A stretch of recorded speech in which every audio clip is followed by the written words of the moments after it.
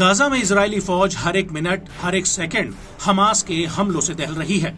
जिस ताकत के साथ इजरायली सेना गाजा में हमास के सफाई के लिए घुसी थी, अब वो ताकत भी कम होती जा रही है और उसका मनोबल भी, क्योंकि गाजा में रफा शहर हमास का इकलौता किला बना हुआ है जिसे भेदने के लिए आईडीएफ ने रफा पर भी हमला कर दिया था।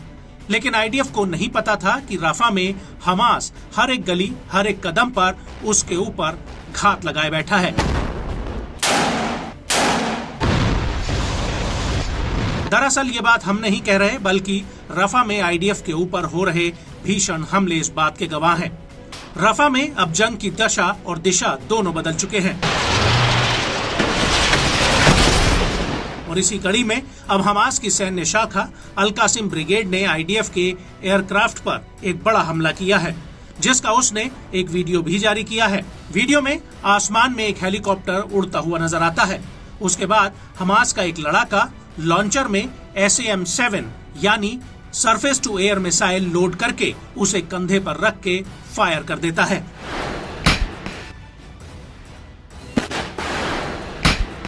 और इस मिसाइल से बचने के लिए आईडीएफ का हेलीकॉप्टर एंटी मिसाइल फ्लेयर्स छोड़ता है ताकि वो इस हमले से बच सके।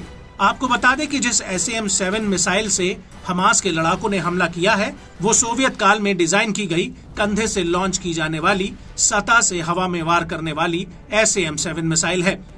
पहली बार 1959 में इसे विकसित किया गया था और पहली बार 1968 में युद्ध में इसे तैनात किया गया था। SAM-7 का उद्देश्य कम उड़ान वाले विमानों जो लगभग 23,000 मीटर से कम ऊंचाई पर उड़ रहे हों, उनको नष्ट करने के लिए किया जाता है।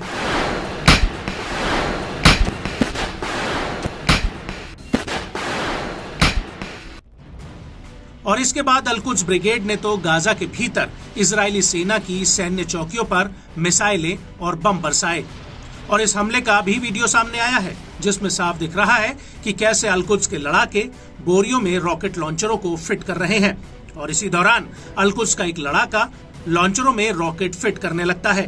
गौर करने वाली बात यह है कि ये लॉन्चर लकड़ियों से बनाए गए हैं, जिनमें सैकड़ों रॉकेट फिट किए गए हैं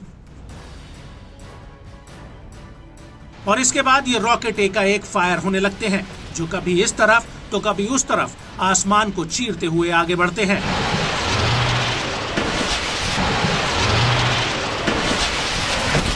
और जहां से ये रॉकेट दागे जा रहे हैं, वो इलाका इमारतों के मलबों के बीच है।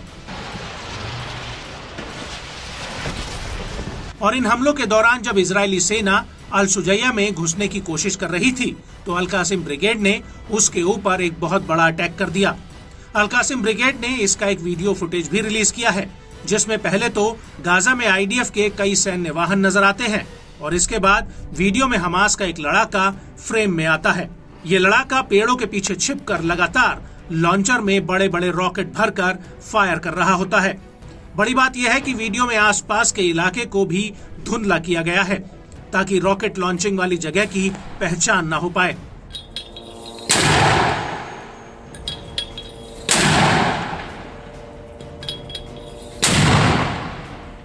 इसके बाद हमास का दूसरा लड़ाका लॉन्चर में रॉकेट भर के ताबड़तोड़ तरीके से फायर करने लगता है।